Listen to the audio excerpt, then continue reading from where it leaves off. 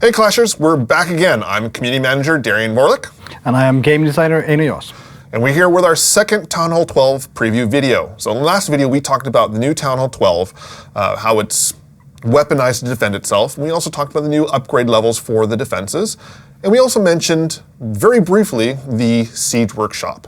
So now we are here to talk about the new Siege machines and a new troop, the Electro Dragon.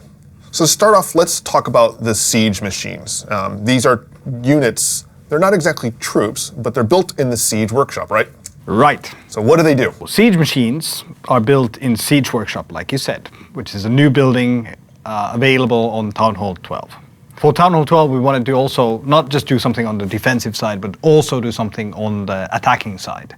We had a lot of ideas, and we thought of different ways of how we could actually kind of change up the gameplay on Town Hall 12. At the same time, not make it too more complex, like with the defenses. Right. Like not making it too complex or more complex compared to Town Hall 11, let's say. So Siege machines was an idea that resonated with everyone because it kind of feels natural for Clash to have siege machines. Things that break through walls or go over walls. Something that lets you break into the village. Right. And what they are and how they work is that siege machines are something that you actually put in your clan castle, and they are sort of like a vessel for your clan castle troops to carry out their attack better. So how many different siege machines are they getting? At launch of Town Hall 12, we will have 2 siege machines, but we definitely want to add more as we go on. So the first one, the Barbarian, kind of like a Trojan horse type of thing, right? Yeah. So there's pretty much the split is there's a ground one and there's an air one. So the ground one is a sort of a battle ram. And what it does, it's very big and it kind of hates walls. So it goes towards the town hall and it will smash through pretty much any walls that are in its way. Until it gets destroyed. Yes, and once it gets destroyed, it will automatically deploy your clan castle troops. So your clan castle won't be lost when it gets destroyed. Right. It will just be the moment where they actually exit the siege machine and kind of do their own thing. And the second siege machine is the Zeppelin. Yes. So this is a flying siege machine, sort of like a Zeppelin shaped balloon. And what it does is it also heads for the town hall, but since it's a flying unit, it actually ignores walls. And it will drop bombs while it goes. So it will do damage on the path that it takes. And once the Zeppelin gets shot down, it deploys its troops. Same thing as with the battle ram siege machine. It deploys the troops and off they go doing their own thing. One thing to note as well is in both cases, with both siege machines, you can actually deploy the troops manually by tapping the siege machine button again.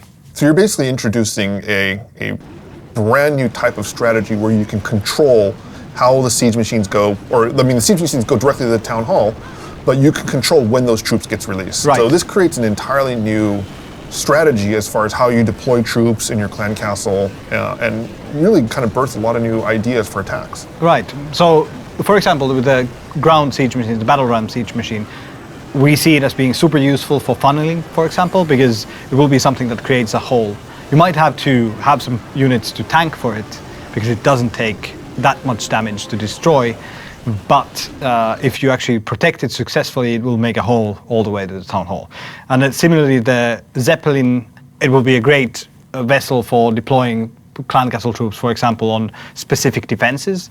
So I could see an Eagle artillery being in between the town hall and my Zeppelin, and then when the Zeppelin is actually on the artillery, I will deploy the clan castle troops and try to take it out. Just load it with a bunch of Valkyries. Yeah, for example, drop rage.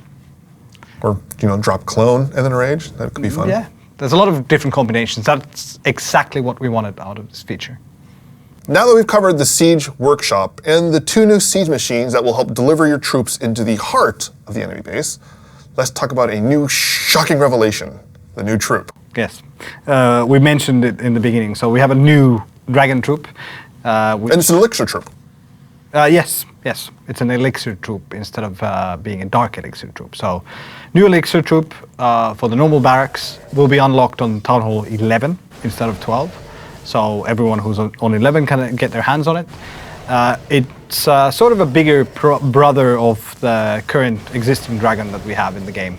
It will take more housing space, and it will have more HP, and it will be slower, and it breathes lightning. So it's kind of reminiscent of the Mega Tesla from the Builder base. Yeah, a little bit. How so? So the lightning that the dragon breathes, the new dragon breathes, is it jumps between the buildings. So if your buildings are close together, it can jump up to 4 times between the buildings. And the damage it deals is actually reduced with each jump. So it's not as OP as it sounds on. It's pretty devastating when you get them in a swarm. Yeah. But due to the big housing space requirement, you can't actually bring that many into battle. So it's a pretty beefy unit.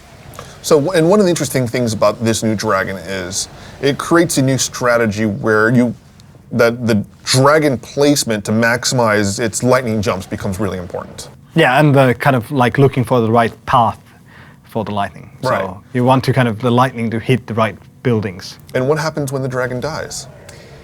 It unleashes vengeance from the skies. So it drops essentially an equivalent to a lightning spell when it gets killed. So anyone close to the dragon will take damage from the lightning.